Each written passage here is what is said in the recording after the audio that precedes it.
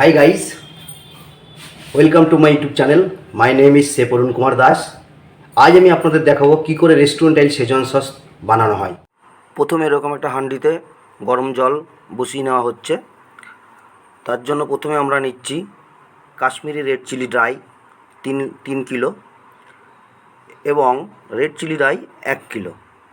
প্রথমে আমরা হাঁড়িতে কাশ্মীরি রেড চিলি ড্রাইটা দিয়ে দিচ্ছি। তারপরে আমরা রেড চিলি ড্রাইটাও দিয়ে দেবো। এইভাবে আপনারা দিয়ে দেবেন। দেওয়ার পর এইভাবে 1 ঘন্টা বয়েল করে নিয়ে এইভাবে স্ট্যান্ড করে দিয়েছি আমরা। স্ট্যান্ড দেওয়ার কারণ একটাই, যে গরম জলগুলো এইগুলো সব ঝরে যাবে। হ্যাঁ, যখন এই একদম ড্রাই হয়ে যাবে আবার, তখন আমরা এইভাবে পিষে নেবো মিক্সচারে। তো মিক্সচারে পিছানোর জন্য সাবধানতা অবলম্বন রাখতে হবে। অল্প অল্প জল দিয়ে আপনারা এটাকে মিক্স করবেন। দেখবেন যাতে মিক্সচারের সময় চোখে মুখে ছিটকে না যায়। যখন আপনার মিক্সচার মেকিংটা বন্ধ হবে তখনই ওইটাকে মিক্সচার গ্রাইন্ডারটা আপনি তুলবেন। তোলার পরে তখন দেখুন আমাদের অনেকটা পেস্ট হয়েও এসছে।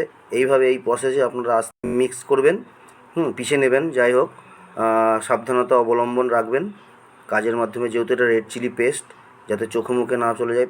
প্রয়োজন হলে এরকম হাতে একটা কিছু দিয়ে নেবেন যাতে হাত জ্বালা না করে, সেদিকে খেয়াল রাখবেন।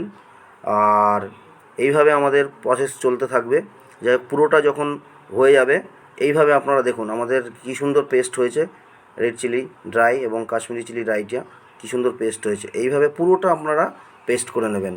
নেওয়ার পরে প্রথমে আমরা এরকম 2 লিটার তেল দিয়ে নেব। আমরা এখানে সাফোলা অ্যাক্টিভ তেল ইউজ করেছি, একদম ফ্রেশ তেল। আপনারা যে কোনো ব্র্যান্ডের নিতে পারেন, যেহেতু আমার কাছে সাফোলা ছিল বলে আমি সাফোলা দিয়েছি।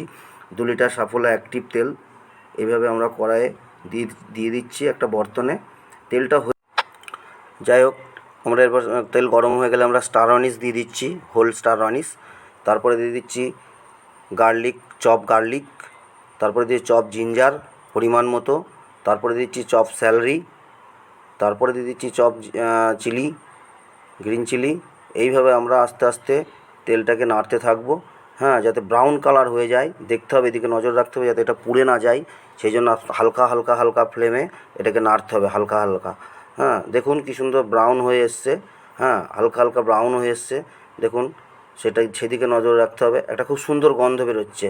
এরপরে আমরা দিয়ে দেবো রেড চিলি পেস্ট, যেটা করেছি। পেস্টটাকে এবার আমরা দিয়ে দেবো। দেখুন কী সুন্দর পেস্ট হয়েছে। পেস্টটাকে আমরা দিয়ে দেবো, যতটা 3 কিলো মাফিক টোটাল এই পেস্টটা আমরা দিয়ে দেবো। দেওয়ার পরে হালকা এইভাবে নাড়তে থাকতে হবে।